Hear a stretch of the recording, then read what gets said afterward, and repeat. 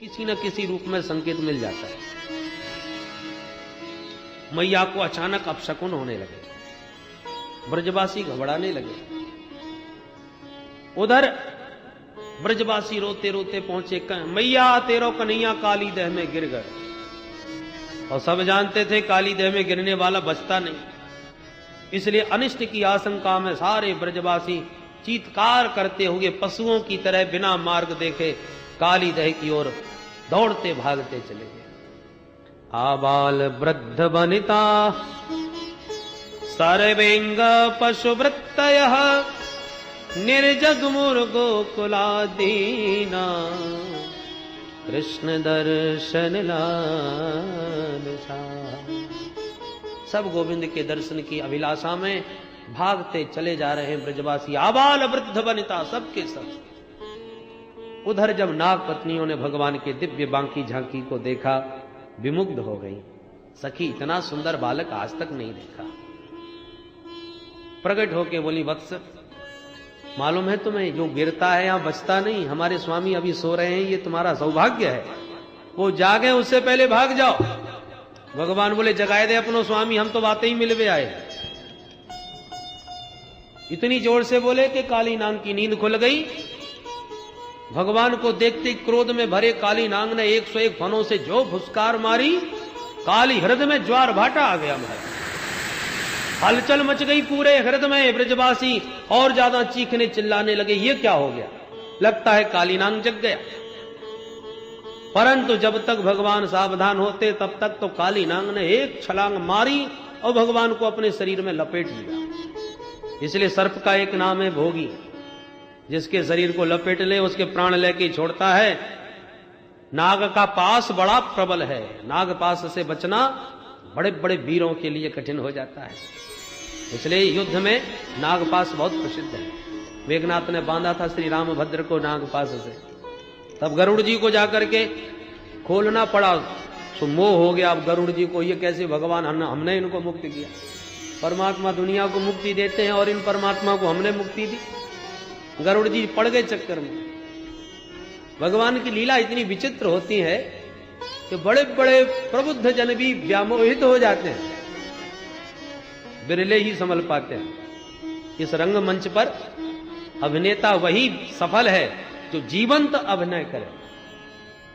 राम जी महाराज ने ऐसा गजब का अभिनय किया, किशोरी जी के विरह में आंसू बहाने का, कि भोले बाबा तो इस अभिनय को देख देख के गदगद हो रहे। बाप प्रभु, क्या गजब का रोने का अभिनय करके दुनिया को दिखा रहे हो।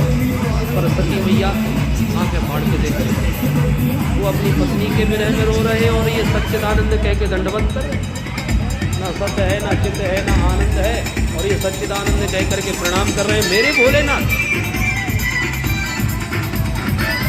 सती जी को लगा मुझे ये बात नहीं।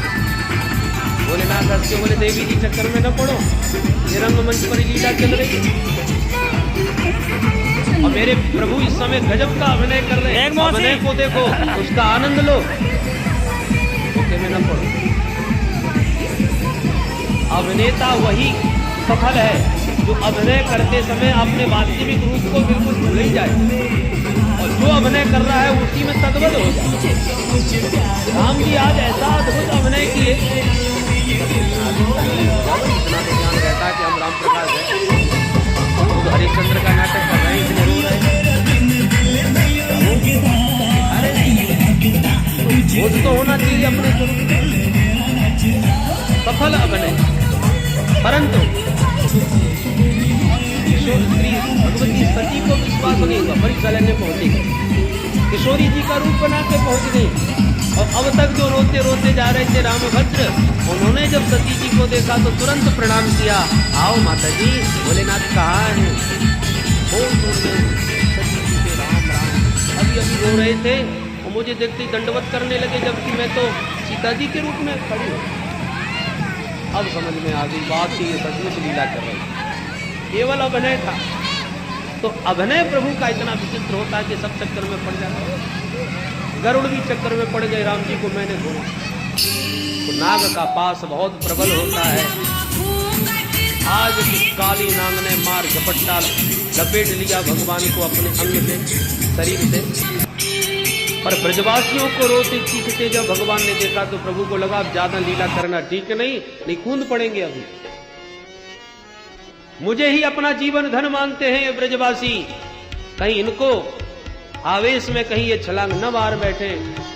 भगवान ने तुरंत अपना शरीर बढ़ाया और जहां शैथिल्य आया बंधनों में काली नांग के, भगवान ने मारी एक छलांग और बंधन मुक्त होकर के फन पर जाके खड़े हो गए।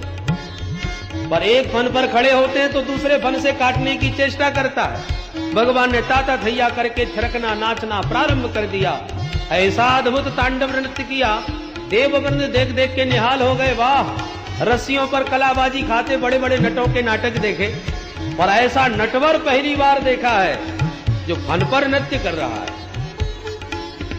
देवताओं ने दुंदुभियां बजानी प्रारंभ करी, गंधर्व गाने लगे, अप्सराएं नाचने लगी, आकाश से सुमन वृष्टि होने लगी और भगवान तदनुसार देवताओं के बजाए हुए वाद्य यंत्रों के आधार पर अपने श्री चरणों से अद्भुत तांडव नृत्य करके दिखा रहे हैं। हमारे सूरदास बाबा वर्णन करते हैं उस अलौकिक लीला का। तांडव गति मुंडन पर नाचत गिरिधारी, पम पम पम पग पटकत पम पम पम बनन पर, बिम बिम बिम विनती करत नाग बधुहारी। तांडव गति मुंडन पर नाचत गिरधारी, तांडव गति मुंडन पर नाचत गिरधारी। सतिक सतिक सनकादिक नंदन नारद मुनि, हम मम मम महादेव बम बम बम बलिहारी। तांडव गति मुंडन पर नाचत गिरधारी, तांडव गति मुंडन पर नाचत गिरधारी। विविध विविध विद्याधर दं दं दं देव सकल, गंग गंग गंग गुनि गंधर्व नाचत जयतारी। तांडव गति मुंडन पर नाचत गिरधारी, तांडव गति मुंडन पर नाचत गिरधारी। सूरदास प्रभु की बानी किंग किंग सिनहु न जानी, धन धन धन चरण परत निर्भय भयहारी। तांडव गति मुंडन पर नाचत गिरधारी, तांडव गति मुंडन पर नाचत गिरधारी, नाचत गिरधारी, नाचत गिरधारी। बोल काली मर्दन भगवान की जय। यदि यदि शिरो नमतिंग सतैक शीष्ण, तत्तन ममर्द खर दंड धरोंघ्रि पातई। जितने फन काली नांग ने काटने के लिए ऊपर उठाए वो 101 फन भगवान ने सबके सब रक्त रंजित कर दिए। काली नांग समझ गया, जिसको मैं नन्हा सा बच्चा समझ रहा था इसके तो पेट में दाढ़ी निकल पड़ी। थोड़ी देर तक और नाचते रहे तो हमारी तो हो गई छुट्टी। भगवान की भगवत्ता को जानते ही काली नांग मन ही मन प्रभु को प्रणाम करने लगा। स्मृत्वा चराचर गुरुम पुरुषम पुराणम, नारायणम तमर्णम मनसा जगाम। मन ही मन माधव की महिमा से परिचित होकर काली नांग प्रभु को प्रणाम करने लगा। नाग पत्नियों ने देखा, रे राम राम, देखने में कितना छोटा सा नन्हा सा बालक दिख रहा था पर इसने तो गजब कर दिया। अब जल्दी से इसके नृत्य को कैसे शांत करें। सब नाग पत्नियां मिलकर के भगवान की 21 श्लोकों में बड़ी सुंदर स्तुति गाने लगी। न्यायो हि दंड कृत किल विशेषमिन्, तवावतार खल निग्रहाय। रिपो सुताना मपितुल्य दृष्टे, दत्से दमं फलमेवानुशंसन। सभी नाग पत्नियां कहती हैं, प्रभु आपका अवतार ही दुष्टों का दमन करने के लिए हुआ है। हमारे स्वामी जी को भी बहुत अभिमान था, आज आपने उनका भी अभिमान तोड़ दिया। अरे आप तो समदर्शी हो, कौन पुत्र कौन शत्रु, आप तो सब पर एक समान दृष्टि रखते हो। आपके तो क्रोध में भी कृपा ही छुपी रहती है, न्यायाधीश के दंड में भी सुधार की भावना निहित रहती है। इसलिए आजकल जेल खाने को सुधार गृह कहा जाता है, लोगों को सुधारने के लिए यहां लाया जाता है। बोलो जय श्री कृष्ण। आज नागपत्नियां भी कहती हैं प्रभु क्रोधोपि तेनुग्रहम एव सम्मतः, आपके क्रोध में भी बड़ा भारी अनुग्रह छुपा हुआ है, इसमें संदेह नहीं। भगवान बोले तुम्हें कहां से अनुग्रह दिख रहा है? नृत्य कर करके तुम्हारे स्वामी जी के सबरे फन फोड़ दिए, लुहलुहान कर दिया, और तुम कह रही हो हमने बड़ी भारी कृपा करी। कौन सी कृपा तुम्हें दिखाई पड़ी? नागपत्नियां बोली सरकार क्रोध में छिपी हुई कृपा जल्दी से समझ में नहीं आती। डॉक्टर साहब ऑपरेशन करते समय पूरा पेट फाड़ के धर देते हैं, पर उनका पेट फाड़ने में भी अनुग्रह हो रहा है। मरीज को विश्वास होना चाहिए। और कभी कभी ऐसा भी होता है कि ऑपरेशन पूरा हो गया और कैंची पेट में ही रह गई, अब दोबारा करना पड़ेगा, ऐसा भी हो जाता है। पर वो कुछ भी करे मरीज को विश्वास करना पड़ता है, भैया इसने जानबूझ के कुछ नहीं किया, अब गलती हो जाए अनजाने में हो जाए। हम जीवन में न जाने कितनों पर बार बार पग पग पर विश्वास करते हैं, परंतु जब भगवान से विश्वास करने की बात आ जाए सोई तर्क वितर्क कुतर्कों की जड़ी लगा देते हैं। परदेश में जाते हैं, आज से पहले कभी नहीं गए, नया शहर, नए लोग, स्टेशन पर उतरे, अब हमको टैक्सी करना है पते पर पहुंचने के लिए। क्यों भैया ये जगह देखिए? बोले हाँ देखिए, वहां चलना है, ले चलोगे? बिल्कुल चलो बैठो। अब तुम्हें कहीं विश्वास न हो कि भगवान जाने कहां लेके पहुंच जाए, तो बोलो पहुंच सकते हो पते पर क्या करें, बाध्य हो कि आपको विश्वास करना पड़ेगा। विश्वास करके बैठोगे तभी लक्ष्य तक पहुंचोगे, विश्वास करना पड़े। नाई की दुकान पर आराम से कुर्सी पर टिक के बैठ जाते, भैया जरा फटाफट बना, अब पहना सा उस तरह गले पर घुमा रहा है, और आप निश्चिंत होकर के आंख बंद करके बैठे हो। कितना विश्वास है महाराज, गले पर छुरा चल रहा है, परंतु विश्वास है दाढ़ी ही बनाएगा, गला नहीं। सैकड़ों जगह पग पग पर हम विश्वास करके जा रहे हैं समाज संसार में, और परमात्मा पर ही विश्वास करते समय हमारी बुद्धि खुरापात पैदा करती है। क्रोधोपि तेनुग्रहम एव सम्मतः, आज नागपत्नियां विश्वास पूर्वक कहती हैं प्रभु आपके क्रोध में भी अनुग्रह छुपा हुआ है। कैसे? बोले देखिए सरकार, आपके श्री चरण कोई साधारण नहीं है, ये वो चरण कमल है जिससे भगवती भागीरथी गंगा प्रवाहित हो रही है, जो त्रिभुवन को पावन कर रही है, बड़े बड़े पापियों का पाप धो रही है। भोले बाबा ने कितनी आराधना उपासना करी आपकी, तब जाके आपने उनके सिर पर अपना चरणोदक रखा, चरण नहीं रखा। बलि ने त्रैलोकी की संपदा आपको दान कर दी, नौछावर कर दी, तब जाके एक चरण आपने बलि के माथे पर रख दिया। पर बड़भागी तो हमारे स्वामी जी हैं, जिनको न यज्ञ करना पड़ा, न दान देना पड़ा, न तप करना पड़ा, न घर छोड़ के वन में जाना पड़ा। आप स्वयं चल करके हमारे घर में आए गए, और एक नहीं अपितु दोनों चरण कमलों को हमारे स्वामी जी के माथे पे लाके रख दिया। अब बोलो महाराज आपकी कृपा नहीं तो और क्या है? देखने में तो आप क्रोध करते नजर आ रहे हो, पर जो चरण कमल योगी ध्येयांघ्रि पंकजम, बड़े बड़े योगी जिन चरण कमलों की नख चंद्रिका का ध्यान करते हैं और एक झलक मिल जाए तो अपने को कृतार्थ मानते हैं। आज मेरे स्वामी जी के तो सिर पर आपके दोनों चरण कमल स्थापित हो रहे हैं, ये आपकी अपूर्व कृपा नहीं तो और क्या है, अहेतु की अनुग्रह नहीं तो क्या। भगवान बोले वाह, बड़ी गजब की बात करी देवियों, हम तुमसे बड़े प्रसन्न हैं, तुम्हारी भावना से प्रसन्न हो गए, बोलो क्या चाहती हो। नागपत्नियां बोली सरकार हमको कुछ नहीं चाहिए, हमारे स्वामी जी को आपके दोनों चरण मिल गए, हम तो आपके चरणों की केवल रज चाहते हैं, चरणों की धूल मिल जाए और हमें कुछ नहीं चाहिए। न नाथ पृष्ठम न च सार्वभौमम न पारमेष्ट्यम न रसाधिपत्यम न योग सिद्धि रपुनर्भवम वा वांक्षन्ति यत् पादरजः प्रपन्ना। हम प्रपन्नों को, शरणागतों को तो चरण रज चाहिए प्रभु, न स्वर्ग चाहिए, न मोक्ष चाहिए, न योग सिद्धि, न सार्वभौम पद, कुछ नहीं। पाद रजः, चरणों की रज दे दो महाराज। भगवान समझ गए बहुत बुद्धिमान है ये देवियां तो भाई। अरे पानी में, गंगा में कोई स्नान कर रहा हो तो गंगा स्नान करने वाले से कोई कहे भैया जरा चरणों की धूल दे दो, तो गंगा स्नान करते समय कोई चरण रज दे सकता है भला? पहले उसे जल से बाहर आना पड़ेगा, धूल में खड़ा होना पड़ेगा, तब चरणों की धूल मिलेगी। तो नाग पत्नियों ने चरण रज क्यों मांगा? बोले चरण रज की महिमा तो है ही है, पर इस समय तो हमें स्वामी जी के माथे से इनके चरणों को दूर करना है, नहीं थोड़ी देर तक और नाचते रहे तो हमारे तो स्वामी जी की गारंटी खत्म। इसलिए कहा हमारा चरण रज मिल जाए। प्रभु प्रसन्न हो गए और फिर स्पष्ट भी कह दिया, पति प्राण प्रदीयताम, पतिदेव के प्राणों का दान कर दो महाराज। भगवान उन नाग पत्नियों की भावना से प्रसन्न होकर बोले अच्छा जाओ, तुम्हारी प्रीति को देखकर, तुम्हारी भावना को देखकर इसे माफ कर देता हूं।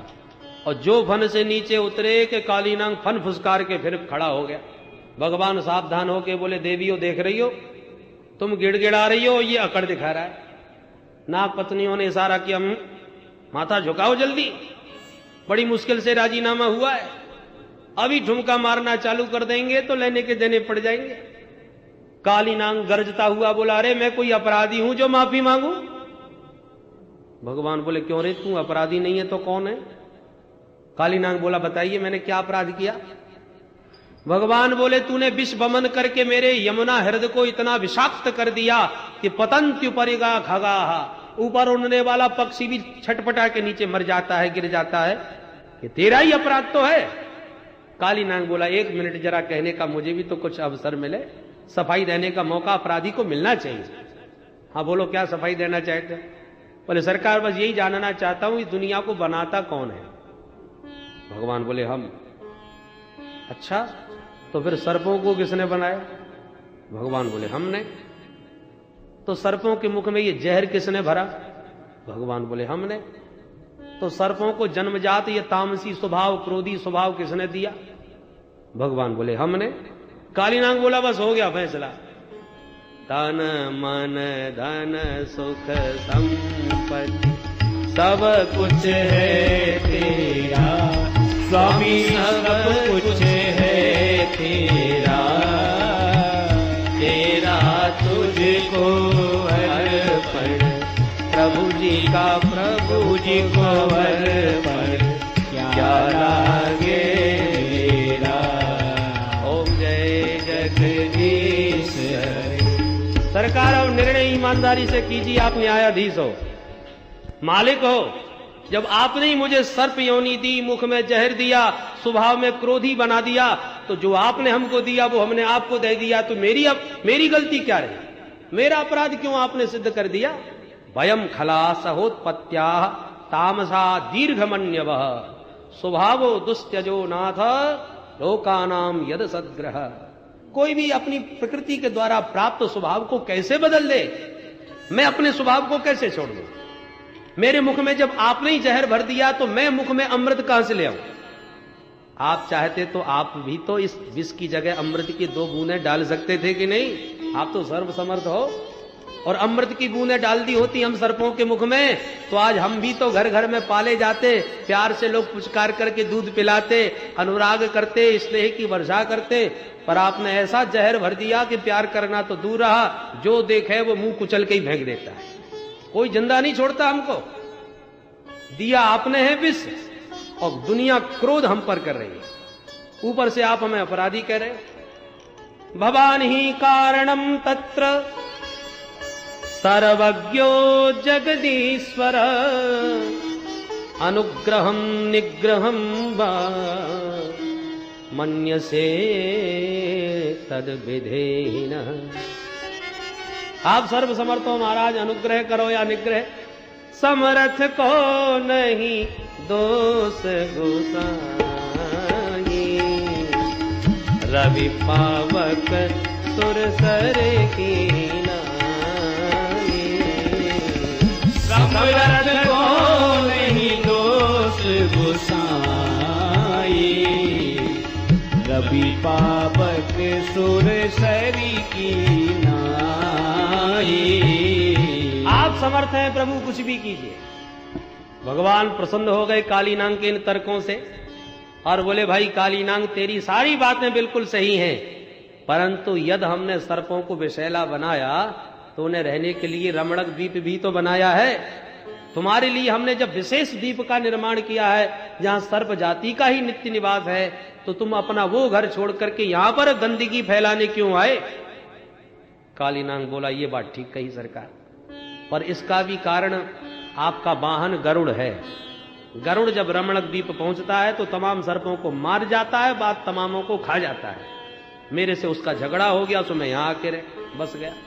भगवान बोले, इतनी बड़ी दुनिया है, यहीं क्यों आए? बोले, हाँ, यहां इसलिए आया महाराज कि सौभरी मुनि ने गरुड़ को शाप दिया है, अत्र प्रविश्य गरुड़ो यदि मत्स्यांश खादति सद्य प्राणी वियुज्येत सत्यमेत ब्रवीम्यहम्। यहां पर आकर के किसी भी प्रकार की हिंसा करेगा गरुड़ यमुना तट पर, तो निश्चित गरुड़ मारा जाएगा। तो तब से गरुड़ ने आना ही छोड़ दिया। यहां साप बस आवत नहीं, इसलिए महाराज मैं यहां रहता हूं कि गरुड़ मुझे यहां कभी मार नहीं सकेगा। भगवान बोले, यदि यही कारण है तो अब तुम जा सकते हो, अब गरुड़ नहीं मारेगा। क्यों? भगवान बोले, नाच नाच के अपने चरणों की मोहर जो लगा दी है तेरे माथे पर, मेरी मोहर लगी है, तो अब किसकी हिम्मत है जो आंख उठा के तुझे देख ले? कुत्ते दो प्रकार के होते हैं, पालतू और फालतू।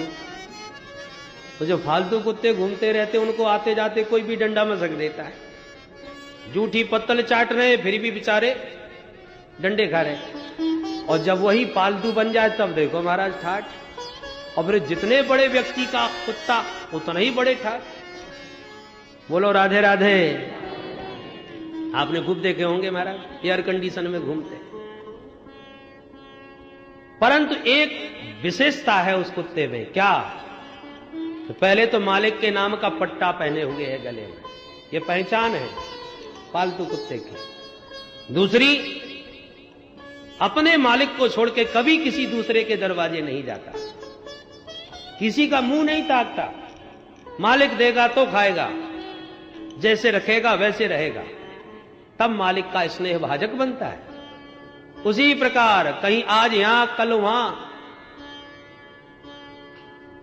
मन कुत्ता दर दर फिरे, दर दर दूर दूर होए, एक ही दर को भय रहे, तो दूर दूर करे न को, दूर दूर करे न को। प्रभु के नाम का आश्रय लेकर मालिक जितना बड़ा होता है, सेवक के उतने ही बड़े ठाठ होते हैं।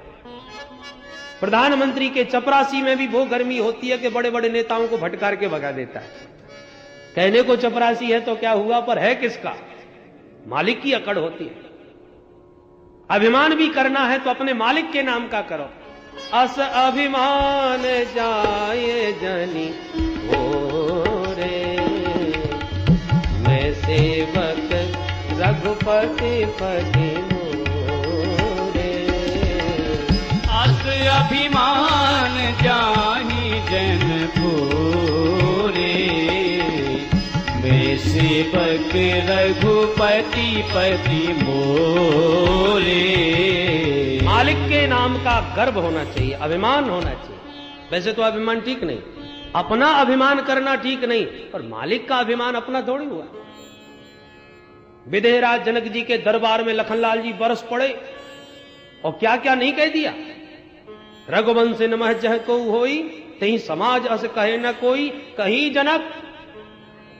राम जी ने इशारा किया, है भैया कैसे बोल रहे हो, पिताजी के बराबर हैं हमारे, होने वाले ससुर जी भी हैं हमारे। तुमने न तो श्री महाराज कहा, न श्रीमान कहा, न विदेहराज कहा, कोई भी माननीय संबोधन नहीं, सीधा पिता के बराबर महापुरुष का तुम नाम ले रहे हो समाज में। कहीं जनक जस अनुचित वाणी, श्रीमान महाराज कुछ नहीं। लक्ष्मण जी ने इशारा किया, सरकार जो ना मेरे राम का सो ना मेरे काम का। जो आपका सम्मान नहीं कर सकता, ये लक्ष्मण उसका कभी सम्मान नहीं करेगा। आपकी उपस्थिति में इन्होंने क्या कहा कि पृथ्वी में कोई वीर नहीं बचा। अरे मैं सारे ब्रह्मांड को कच्चे घड़े की तरह तोड़ के फेंक सकता हूं। भगवान ने इशारा किया, इतना बल है तुम में। लक्ष्मण जी को लगा कहीं ज्यादा तो नहीं बोल गया। लक्ष्मण जी सावधान हो गए, सरकार बल तो बिल्कुल नहीं है। भगवान बोले, वाह, बल बिल्कुल नहीं है, बात करे हो ब्रह्मांडों को फोड़ने की। जब बल नहीं है तो कैसे फोड़ोगे? लक्ष्मण जी बोले हम अपने बल पर थोड़ी गरज रहे, हमने जो भी कुछ कहा सब कर सकते हैं पर अपने बल पर कुछ नहीं कर पाएंगे। तो तोरो छत्रक दंड जिमी तव प्रताप बलनाथ। नाथ इस दास को तो आपके कृपा का, आपकी अनुकंपा का बल है, हम में क्या औकात जो कुछ कर सके, हम तो आपके बल पर गरज रहे हैं, सो ही भगवान प्रसन्न है। ये अभिमान भी सार्थक है कि अपने मालिक का गौरव है। तो भगवान कहते हैं कालीनांग अब तक तू फालतू था, मेरे चरण कमलों की मोहर तरफ जब तेरे ललाट पर लग गई, फन पर लग गई, तो तू अब मेरा हो गया, इसलिए अब निश्चिंत होकर के जा। कालीनांग प्रभु को मस्तिष्क पर बैठाए जब बाहर निकला, ब्रजवासियों ने देखा, मैया तो डर के मारे चीख पड़ी, ओ कन्हैया बेटा जल्दी छलांग लगा के भाग के आ जा, नहीं काट लेगो नाग। कन्हैया जोर से हंस के बोले मैया बिल्कुल मत घबरा, ये तो मेरो चेला बन गयो, अब हाल ही कंठी दइए। हक्के बक्के सब देखते रह गए ब्रजवासी। कालीनांग सपरिवार प्रणाम करके रमणक द्वीप को चला गया। दाऊ जी ने दौड़ करके गोविंद को हृदय से लगा लिया। ब्रजवासियों को लगा जैसे तन्वह प्राण विभागकम, मृत देह में पुनः मानो प्राणों का संचार हो गया हो। इतने प्रसन्न सब ब्रजवासी के अंधेरा हो गया, घर जाने का ध्यान ही नहीं रहा, गोविंद से मिलने में ही मुग्ध रहे। अंत में रात में सब वहीं सो गए, काली देह पर ही विश्राम, भूखे प्यासे न कुछ खाया ना पिया। भगवान को लगा अब सवेरा होते ही गैया घास खाने लग जाएंगी, ब्रजवासी फल खाने लग जाएंगे, जबकि काली देह के आसपास के घास फल सब विषैले हैं, क्या करें। तो भगवत इच्छा से ही रात में आग लग गई। भयंकर धू धू करके अग्नि की ज्वालाएं चारों तरफ से ब्रजवासियों को घेरती हुई आई। ब्रजवासी सब चीखने चिल्लाने लगे, कन्हैया भैया एस घोर तमो बघनी तावकान ग्रसते ही न, ये अग्नि की ज्वालाएं तो हमको ग्रसित करती जा रही हैं, बचाओ भैया। कन्हैया बोले सब आंख बंद कर लो। जैसी ब्रजवासियों ने नेत्र बंद किए, भगवान संपूर्ण अग्नि का पान करते हुए चले गए। कोई महान आश्चर्य नहीं, क्योंकि भगवान के मुख से ही तो अग्नि का जन्म होता है। मुखादग्निरजायत, भगवान के मुख से अग्नि और भगवान के मुख से ब्राह्मण, दोनों ही भगवान के मुख हैं, इसलिए दोनों मुखों से भगवान पाते हैं। अग्नि में स्वाहा और ब्राह्मणों के मुख में आहा, दोनों से भगवान तृप्त रहते हैं। इस प्रकार से भगवान ने ब्रजवासियों की रक्षा करी और कालीनांग का निग्रह किया। भगवान जहां एक और कंसादि दैत्यों को चुनौती दे रहे हैं, माखन पर प्रतिबंध लगा करके, माखन कोई मथुरा नहीं ले जा सकता, छीन के खाते हैं, तो कंस को यह बड़ी भारी चुनौती है। तहां दूसरी ओर अपने ब्रज के प्रकृति का एकदम निरीक्षण परीक्षण करते हुए उसके जितने दोष हैं, जैसे कालीनांग विषैला कर रहा था यमुना हृद को, तो उसे मार भगा करके उसको शुद्ध कर दिया, निर्मल कर दिया। धेनुकासुर फलों पर प्रतिबंध लगाए बैठा था, उसे मार दिया, और सब प्रकृति को ब्रजवासियों के लिए प्रदान किया। लीलाएं तो बहुत हैं, परंतु लीलाओं का आनंद तो हम आगे भी किसी को समास विधि से, किसी को विस्तार व्यास विधि से लेते रहेंगे। पर हमारे बीच पूज्य श्री ब्रह्मचारी जी महाराज विराजमान हैं, हम चाहेंगे हम सबको उनका आशीर्वचन प्राप्त हो गए। इसलिए आइए आगे की चर्चा महाराज जी। जो चीरहरण लीला है, बंसी का वैशिष्ट्य है वेणुगीत के माध्यम से, उसकी विशद चर्चा तो कल प्रातःकाल के सत्र में आप महारास पंचाध्यायी में श्रवण करेंगे, परंतु अब गोवर्धन लीला का श्रवण करें। मैया ने प्रातःकाल दीपावली के दिन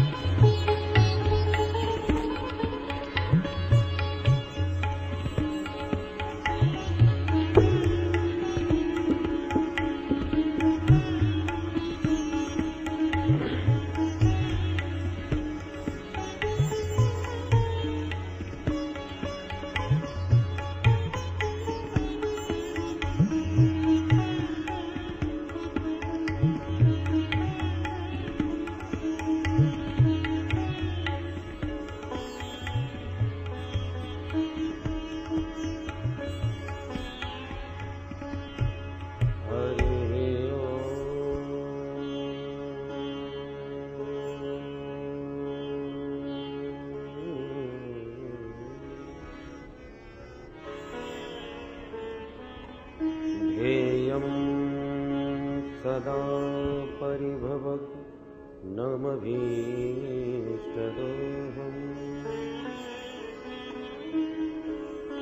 तीर्थास्पदं शिवविरिञ्चिनुतं शरणम् भृत्यार्तिहं प्रणतपाल भवाब्जशरणम्